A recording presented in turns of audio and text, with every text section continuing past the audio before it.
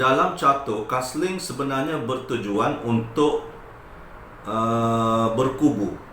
Dengan kata lain, kita sebenarnya ingin menyimpan king kita pada kawasan yang lebih selamat. Okey? Castling tidak wajib dalam permainan catur, tetapi adalah digalakkan dan bergantung kepada situasi semasa. Okey? Yang itu kita masuk kepada strategi. Dan kali ini saya akan tunjuk bagaimanakah castling itu berlaku. Ada dua cara castling, iaitu castling di sebelah king dan satu lagi castling di sebelah queen ataupun king side dan queen side. Okey, mari kita tengok contoh yang pertama. Okey? Katalah dalam satu game saya mainkan e4 and then lawan bermain e5 dan saya naik kepada f3, lawan bermain knight c6, kemudian saya pergi bishop c4. okey, dan katalah lawan bermain knight f6. Okey. Jadi pada kedudukan ini anda perhatikan bahawa di antara king dan juga rook di sini, okey, tiada lagi bishop, tiada lagi kuda yang berada di antara king dan juga rook. Maka dengan itu anda boleh membuat castling. Okey. Cara membuat castling adalah memegang king terlebih dahulu. Memegang king terlebih dahulu. Ini adalah menurut perintah FIDE. FIDE ini adalah perintah Persekutuan Catur Dunia. Okay? So peganglah king dahulu, kemudian angkat kedua tapak di sebelahnya dan bawalah rook sebelah king, ataupun rook tadi akan bertukar di tempat bishop. So ini kita panggil sebagai castling. Okey, sekali lagi. Okey. King bawa dua langkah, 1 2, dan di sini kita bawa rook. So ini dinamakan castling. Ini kita panggil castling sebelah king. Okey. Jangan buat habit contohnya membawa rook dahulu kemudian king. Ini adalah salah. Okey, jika lawan komplain, maka posisi yang terakhir hanyalah rook kepada f1. So you tak boleh castling seperti berikut. Okey. Undang-undang tak boleh buat apalah, undang-undang. So kena follow lah. Semua game ada undang-undang, jadi tak payah nak petikai lagi. So undang-undang kata pegang king dahulu dan bawa rook ke sini. Itu castling, dah cukup. Jangan tanya banyak. Kadang-kadang kenapa macam tu, kenapa macam ni. Jangan complicatedkan anda punya minda. Okey, so castling adalah apabila tiada buah di sini, maka you castling lah. Okey, itu satu. Knight c6, dan pada ketika ini adalah kedudukan di mana kita boleh castling pada queen side, iaitu 1 2, masih lagi langkau 2, dan bawalah rook ke sini. Okey. Sekali lagi, langkau 2, bawa ke petak C dan ke sini. So ini adalah castling queen side. Okey. Dan biasanya kalau beginner ni kadang-kadang dia masih lagi, orang kata apa, masih lagi keliru lah nak castling sebelah queen. Biasa kadang-kadang dia buat macam ni lah. So dia ikut juga macam ni, macam tadi. So itu salah. Sekali lagi, king tetap langkau 2, 1 2, dan bawalah rook ke sini. So ini kita panggil sebagai castling queen side. Okey. Dan dalam aturan penulisan pergerakan, castling queen side adalah 0 0 0, dan castling king side adalah 0 0. Okey. Itu cara nak menulis. Ada peraturan dia untuk castling. Pertama sekali, saya tunjuk Saya lebih suka tunjuk daripada saya bercerita. So harap-harap boleh masuklah dalam kepala kita lah semua. Okey. Contoh, okey, saya main kat sini E4 kat sini, and then saya move F3 dan naik C6. Okey. Lepas tu naik F3. Katalah tiba-tiba queen pergi kat sini. Di sini queen check pada king. Queen check pada king bermakna king sama ada boleh lari ataupun boleh tutup. Okey. Katalah saya ambil yang king bergerak. Okey. Kalau king tak bergerak, tak ada masalah. Sekarang ni yang saya nak cerita, law dia apabila king sudah bergerak, tak boleh castling lagi. Okey. Selepas itu, contoh bila queen pergi H4 and then king move kepada E2, katalah knight F6. Okey, saya halaukan queen, kemudian queen lari dekat sini. Okey, tiba-tiba kita patah balik dekat sini sebab takut nak ancaman.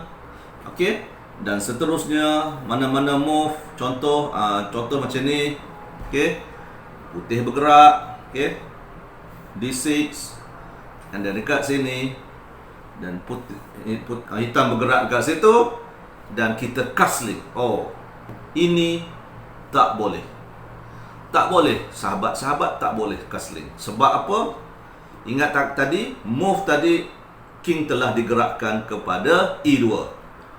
Apabila king telah bergerak, ataupun senang cerita, jika king sudah bergerak dan jika rook sudah bergerak, sebelum awak buat castling, okay, so awak tak boleh castling selepas tu. Senang cerita, dah bergerak benda ni, tak boleh castling. Okay, ada move dah bergerak, tak boleh. Contohnya kalau sebelum ni mungkin rook dah bergerak sini, tiba-tiba dah pergi sini balik, lepas tu baru nak castling. Oh, tak boleh, tak boleh. Syarat castling, king ataupun rook belum bergerak lagi. Untuk pertama kali dia boleh buat castling. Kalau dah ada pergerakan, tak boleh castling. Tak boleh castling. Ada satu lagi, orang kata apa, dia punya pantang larang. Bukan pantang larang lah, undang-undang dia lah. Undang-undang dia, katalah saya malah susun balik lah. Katalah macam ni. Okay, bishop ni berada di sini. Okay, tolong tengok bishop berada kawasan ni. Tengok ni bishop berada kawasan ni. Saya ulang lagi, bishop berada kawasan ni. Okey. Tiba-tiba awak nak castling. Okey. King castling. Ini tak boleh. Ini tak boleh. Sebab sebaik saja awak castling menggerakkan king tadi, sebenarnya king dalam ancaman. Okey. Bila king dalam ancaman, apa sebenarnya dalam catur? Bermakna awak kena gerakkan king, ataupun awak kena hadang ataupun tutup dengan buah lain, hadang dengan buah lain. Jadi seolah-olah macam selepas castling terpaksa pula gerak king sebab dalam keadaan check. Jadi dua move awak kena buat. Mana boleh dua move? Seorang satu move cukup lah. Seorang satu move cukup. Okay? So bermakna sekiranya awak castling pada masa tu posisi untuk king dalam keadaan check, maka itu tak boleh.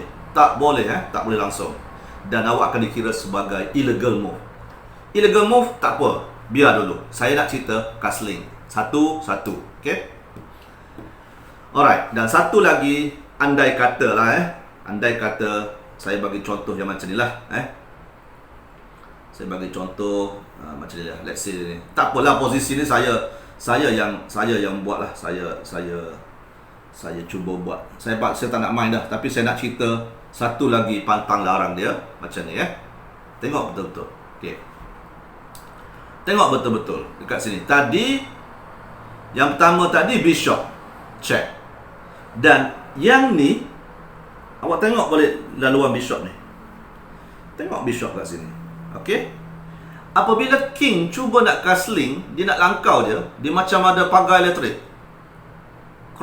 Dia kena terus kat sini. Seolah macam bila dia langkau je, kalau dekat sempadan patut dapat tembak lah. Maksudnya bila dia langkau saja dekat sini, okey, tadi king sebenarnya masa dia langkau tadi, bishop dah check dia, ataupun bishop dah tembak lah dia, senang. Maknanya bila awak castling, ada buah lawan yang sedang dalam posisi yang menyebabkan awak lalu saja dan dia dalam keadaan check, maka ini juga adalah dilarang. Okey, ini juga adalah dilarang. Ingat right? Sama juga kalau saya ada macam ni. Okey. Okey, let's say macam ni lah. Tengok betul-betul lah. Jangan fikir lagi buah position tu. Saya nak cerita yang pantalarang dia lah. Okey. Queen ada dekat sini. Okey, Queen ada dekat sini. Tiba-tiba awak nak castling. Awak castling macam tu. Tak boleh. Sebab sebaik saja awak lalu tadi, sebenarnya awak telah ditembak oleh Queen ini. Contoh. Contoh. Jangan serius sangat. Okey. Cuma saya nak cerita, kalau ada buah yang buat macam ni, maka awak tak boleh castling. Okey. Jadi, apakah kesimpulannya? Castling boleh dibuat dengan special move, iaitu king bergerak, okey, 2 langkah dan bawa rook. Okey. Kalau sebelah sini kita bagi castling king side, kita buat kosong. Kosong dash kosong. Kalau sini, minta maaf. Okey. Kalau sini, sini adalah kosong dash kosong. Kosong dash kosong dash kosong. 3 kali kosong. Ini kosong. Dalam tulisan pergerakan. Okey. Yang kedua, kena ingat, andai kata ada bishop dekat sini yang menyebabkan bila awak nak castling je dalam keadaan check, maka itu tidak dibenarkan. Dan sama sekali juga, andai kata apabila tibanya pada petak yang awak nak castling, awak juga dalam keadaan check, itu juga tidak dibenarkan. Ingat tidak dibenarkan. Dan castling itu hanyalah pergerakan yang pertama sahaja. Pertama sahaja macam ni, bermaksud awak belum move lagi king, okey, belum move lagi rook di mana-mana sebelum tu. So maknanya awak akan castling. Okey. Sama juga tadi, saya nak bagi contoh satu lagi mungkin untuk jelaskan lagi macam ni. Katalah tadi kita dah buat check dekat sini Kita buat check dekat sini. Okey. Ni bishop kat sini lah. Nanti awak tanya pula kenapa boleh pula. Okey. Dah kena check dekat sini, tiba-tiba awak buat G3. Lepas tu Queen lari. Okay. And then awak castling. Boleh ataupun tak boleh? Sebenarnya boleh. Sebab selagi mana King dengan Rook tidak bergerak, maka awak boleh castling. Okay. So itu saja untuk topik castling. Okay. Sekian. Terima kasih.